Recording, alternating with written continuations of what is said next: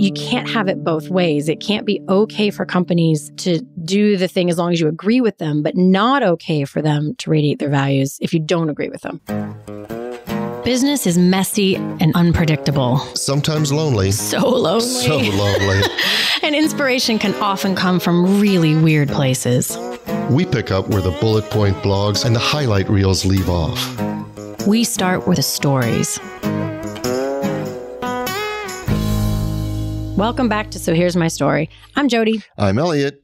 And today we have a really interesting and somewhat out of character story that Jody brings us that I think, if I remember it correctly, starts with paprika and ends with Ellen DeGeneres. Something like that. And in the middle, we talk about really values and where you stand and the ramifications of being authentic. Yep. So here's my story. And people have probably seen this because it's been around on the social media, but I think this is so interesting, even not from a political standpoint necessarily. But I just read that there's this spice company, the Penzeys Spice Company, that other than Trump himself has spent more on impeachment ads. Now, of course, Trump's were anti-impeachment. So he spent close to $1 million on Facebook and social media and whatever else ads for like anti-impeachment. This spice company has spent close to, I believe it's like $100,000 on pro-impeachment ads. But you mean like a paprika? Spices, no, yeah. spices. Spices. Company. Spices, yeah. So interestingly, at the time of this article coming out on the Washington Post, I don't remember where the article was. I think it was Washington Post. The spice company had actually spent more money than even the other Democratic candidates for pro-impeachment. Yeah, and he's this spice company. So the interesting thing to me was not that. I mean, that is fascinating for a million reasons. Keep going. Well, so that would have been interesting to me for a million reasons. It probably wouldn't have sparked my, this should be an episode. This is what did. I was reading the article and I'm actually going to read it so I get it right. So it says, in a telephone interview, Penze said he was a little surprised to learn of the distinction he had earned by being the second biggest spender on impeachment ads. That's partly because he says he doesn't see what he's putting out there to be purely politically motivated. Which is what so this is me talking now. That's what I had assumed. Like, here's a guy who's like, rah, rah, rah, I've got an axe to grind. I'm going to spend money to get this guy impeached. That's not his point. And this is why I think it's worth an episode. He says that's partly because he doesn't see what he's putting out there to be purely politically motivated. Quote, I'm running ads to run a business, he says. And so much of that is using your business to radiate your values. Huh. Interesting. Yeah. That's really interesting. Right. So obviously it's political. He's not pretending it's not politically motivated. It's certainly partisan. Yeah. Partisan. But here's what got me thinking, and it's so fascinating. You know, when somebody does a thing like that for a thing that you care about, you're like, yay, spice company. I've seen tons of my liberal friends are like, well, I'm buying spices now, spices I don't even need. You know, they want to support that thing. The opposite happens when a company that you don't like does that. And Hobby Lobby. Yeah. Chick-fil-A. You know, I have a lot of those exact same friends are like, damn it, I really love the nuggets, but I'm not buying Chick-fil-A. Same friends. So those people are Chick-fil-A theists. Did you just make that up? No, I wish I could. No. Okay, good. I was like, mad props on that. I know, that would be amazing. Wow, I was going to be super impressed. All right, okay. Less impressed now, but thank you for thinking of it. Yeah, absolutely. Thought I'd share. Chick-fil-A theist. That's really amazing. That's when you don't believe they should be closed on Sunday. But here's the thing.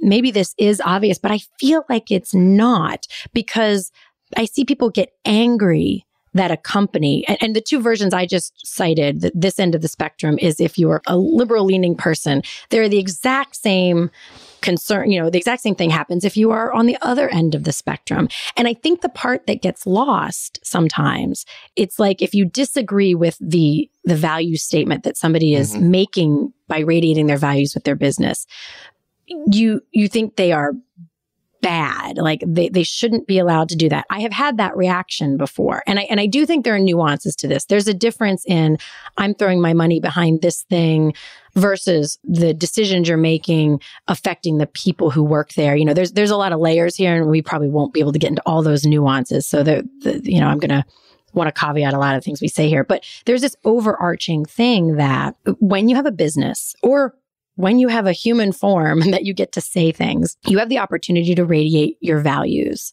And then that will have consequences that you have to be ready to take, to accept, and that's kind of the point. There's a million things that this sparked in my brain, so I'm going to stop talking for a second.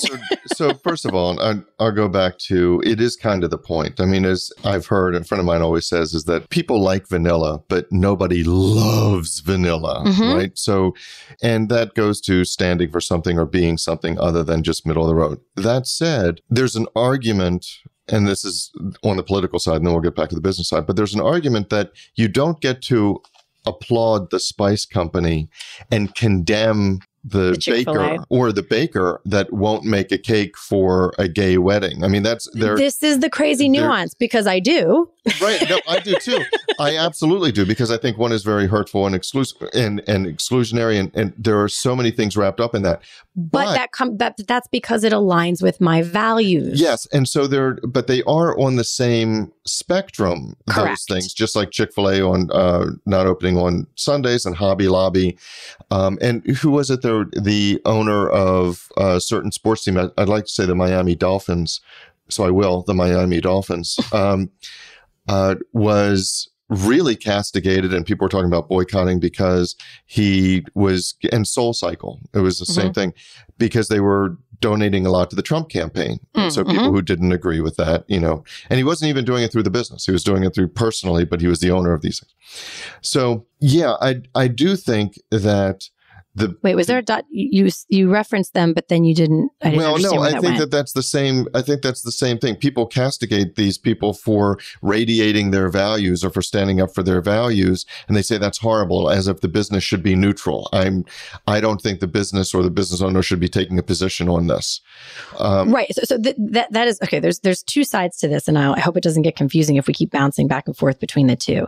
As a human outside of these businesses, I think you're getting to the nugget of one thing I wanted to hit on here is it is totally fine to be like, yay, I want to buy spices, and I hate your stand on that. I will never buy your nuggets again. That is okay. That is kind of the point to, like, when you radiate values with your business, you are putting out a sign that, you're putting out a beacon that people will either say, yes, I support that, or no, I don't support that. So that is the choice you make. So flipping over for a second, if you are a business owner or a person who makes a stand about a thing, you have to know that you can't make the stand and then expect people to be neutral about it. And so that comes back to the other side. If you, as a person outside of those things, it's totally okay to, like, support one and think the other one is angry, but you can't support the ones you're aligned with and then have the expectations that the people who have values different from yours aren't allowed to radiate their values with a business. No, and that's very true. But there's a good argument that really, if you're in the food business, all you really need to do is make really good nuggets. And so the spice company owner made a decision that he's going to use the social media platform of the spice company to project values in a highly charged atmosphere in which even reasonable people can disagree. And so that's his right. That's his company. He can do that. Although the part of it that strikes me is, what if I were an employee of Hobby Lobby and I really needed the job, but I don't agree with their politics? Or what if I'm an employee of the bakery that won't cater to a gay wedding and I really need the job, but I don't agree with their politics? So you're speaking, I don't mind if you speak for you, but I think where businesses get into difficulty is where they speak for all of the people that, wear that uniform or take that paycheck. So I think this is the kind of critical path in the thinking, because I think the problem is they all get conflated into one blur of a concept, and that's where it gets confusing or contentious, especially. So there's the first level is, are businesses allowed to, or is it okay that businesses radiate their values through the business? If it isn't, and all businesses are supposed to be completely neutral and you can't make stands about what you believe in, that's fine. Like maybe that's okay. But then I'm not sure who decides what neutral even is. If you take the bakery and say, because I don't think I think it's terrible that you can say, I'm not going to bake you a cake because it's a gay wedding. But if I substitute gay wedding with something egregious that I find awful, like can I be forced? The Nazi rally or something Nazi rally. Can I be forced, if I'm that baker, and it's me instead of that person, can I be forced to make a really great cake for a white nationalist, racist, incel convention? Like, I don't want to make that cake. But that's the thing is like, you can't have both swim lanes. It either has to be okay for a business to radiate their values with their choices or not. Now, again, here's where the nuances come in of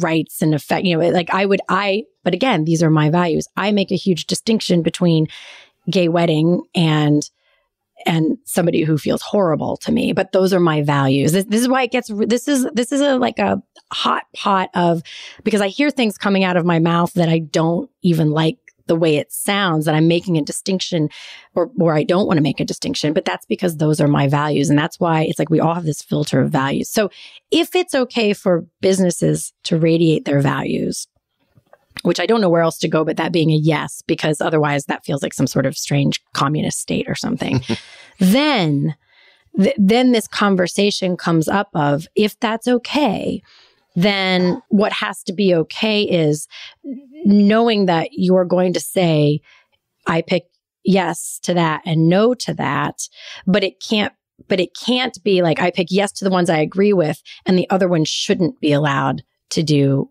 to radiate their values. So it's like this circular reference of like, is it okay or not okay?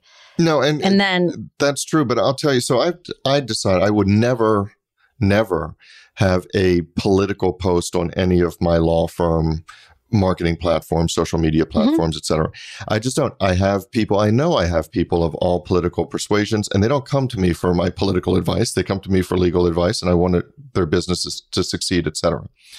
And I do remember when I was a kid, my dad had a financial advisor that he really liked, but he found out the financial advisor was deeply into this big evangelical publishing world. And it was the kind that says, okay, that our way is the only way and everybody else has not found God, et cetera. And that's a perfectly legitimate way to feel if you feel that way. But of course, we're Jewish. And so he wasn't comfortable with his finance. So he parted ways with the financial advisor because the financial advisor was broadcasting his values. They weren't shared by my father, and he parted ways. And that's perfectly fine. Where I get into a lot of difficulty is that on my Facebook page, on my personal Facebook page, I'm not really exclusionary like all of these other people who don't feel like I do or going to hell or something like that. But my politics are known. I'm liberal and I will support or like or whatever more liberal causes. But the line is so blurred because I get friend requests all the time from really people who are clients who I know professionally. We joke around on the phone, but it's a professional relationship. We don't go to each other. We don't know each other's kids and we don't go to barbecues and things like that.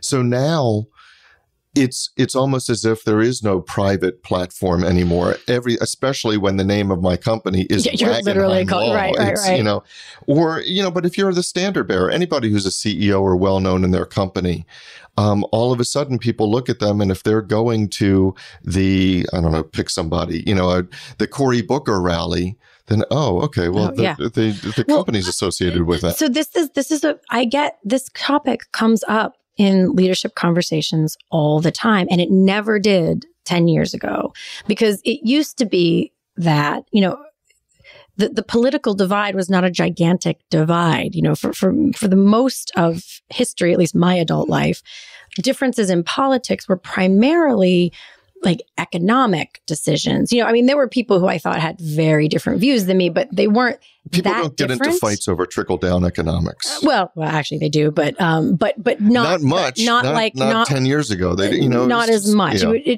That's it. I think things before felt like differences of opinion versus what now feels like differences of like humanity. Humanity, yes. absolutely. And now it feels so much more highly charged. And And you said like, I don't, I have a wide array of people believe, but you have boundaries on that. I mean, kind of like what you're saying. It's like, yes, you have clients who are far more conservative than you are, but you don't have like a giant contingent of like white nationalists. No, I have a strict no. Well, I won't say it because we're on the clean and not explicit. But I have a strict no X policy. Yeah. And you're right. I'm not going to represent and work with people whose values I find abhorrent to mine. Right. Well, and it's funny because I have had to be making these. I think a lot of business owners are having to make a lot more decisions about where their values are and what. I think more people in general on a personal level have made stronger decisions about where their values are. And now for entrepreneurs and business owners, you're having to decide this line of where do I radiate my values? You're not, I think all business owners are making some even inside decisions about what choices, like where do my values show up in the company internally? Where do I, not everybody is buying impeachment ads like the spice company did. Like This is sort of an extreme version of it, which I thought was a great conversation starter. But I think that decision of where is my personal line, it's yet another value decision of if and how, because I have some friends or clients even less clients who feel like business is business and businesses are completely detached from personal. And I don't need to, like, I'll do business with anybody that's a good business move. I can't do business that way, but that's my decision. And where you fall on that line of how much, so here's an interesting question, I think, at the core of all this. Does my business radiate my values? If so, to what degree does my business radiate my values? Some of them, all of them? How much does my business need to be in absolute lockstep alignment with my values? For me, especially because of what I do, that has to be pretty high. Because if I, frankly, before even this conversation we're talking about with like political values, frankly, if I just didn't like a person, I wasn't able to be as helpful to them as somebody else might be. So that was one of my filters. Like if I'm not excited to talk to you, if I don't just like hanging out with you and chatting as we have these conversations, I'm not going to be very helpful. So that was already kind of a filter for me. And now it's just been kind of expanded. Well, I'll tell you, in my industry, it is a litmus test. And it's not just values. We're talking political because of the spice company. But I have had in the past clients say to me, I want you to sue them. I want you to land on them with both feet. I want you to make them spend an ungodly amount of money because I have more than they do. I want them to hurt. And that's almost a verbatim quote from one thing that I'm recalling. And it was well out of proportion to really what the dispute was for solving the problem. And you have to decide, how am I going to show up in the world? Even in drawing a contract. I have conversations with clients say, look, you're in such a superior bargaining position. If we put this in, it would be egregious. Mm-hmm. It's not right. It's an abuse of power. It doesn't have to be fair, like 50%, just equal that. I'm not their lawyer. I'm my client's lawyer. But at the same time, there's a fairness line. And so, yes, what's funny about that? I love that example for two reasons. One, because I want to point out, somebody saying that to you is like, I'm thinking of the cartoons with like the dollar signs. That's basically saying like, I will write you an infinite check I will do this spend business. Anything you want. But you know what's funny? I had a client who probably would have used those words, and I recommended him to a different lawyer, whereas other times I drop your name. Because that's not, No. You're right. No, it's because I literally had the thought, this is not the kind of law that Elliot does. Like Elliot's going to ask the questions like to get to the bottom of what do you really want? Because I am not going to go just like inflict pain for pain's sake. That's not what you do. And so I send him to somebody else. That is kind of the point though. Like I do recommend you quite a lot, frankly, because I have come to you. There was one time I came to you kind of irate about a thing and I was like, what can I do? Like I was a little bit in that state of like, how can I do this? And blah, blah, blah. And you were like, what are you really after here? And you made me calm down and look at the truth of it and get clarity of it. And actually there was nothing for me to do, which meant no dollars for you. But that's the fascinating point of business is values dollars. They don't always have to be counterintuitive, but sometimes they are. Well, sometimes they are. Are you really going to push the hard upsell? Are you going to, what do you stand for? But on the political side, the other things are the ramifications. So I've had this come up more and more often now, and one is in my mind very clearly. There's this client that does have their political beliefs on their Facebook page. They're not egregious for the business, but the business owners are well known for their beliefs.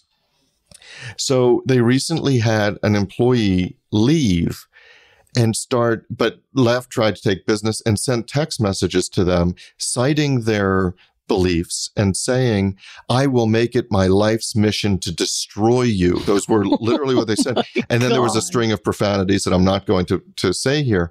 And they filed a discrimination claim. The employee filed a discrimination claim, based on a number of different factors. And we sent the text messages into the EEOC, into the government, where the government agency where the claim was filed.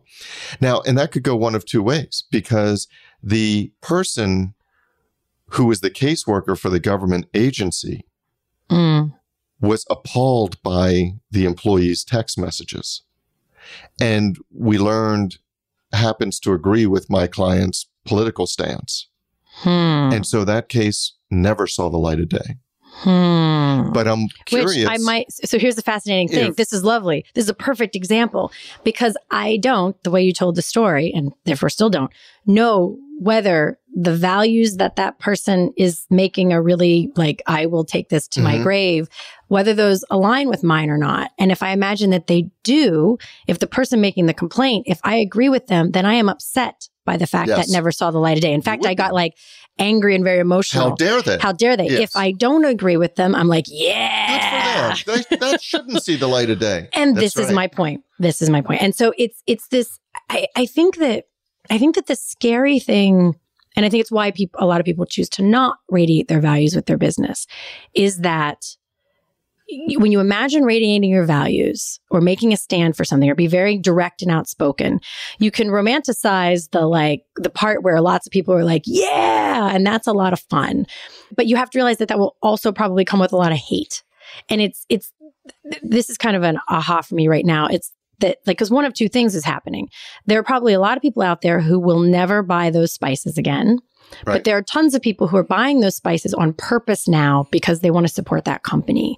And I think this idea, as we're kind of coming to a close here, of radiating your values with your business, the decision you're really making comes back to that marketing quote we used I've quoted here a few times before, of having everything about your business being this dog whistle that only your ideal clients or your people, whatever, in this case, can hear. And so if you're going to do that, you have to know that you will get both. The more you do it and the louder it is and the more of a stand it is, you will get more love and more hate. And the both will come, and you have to be willing to take both of those.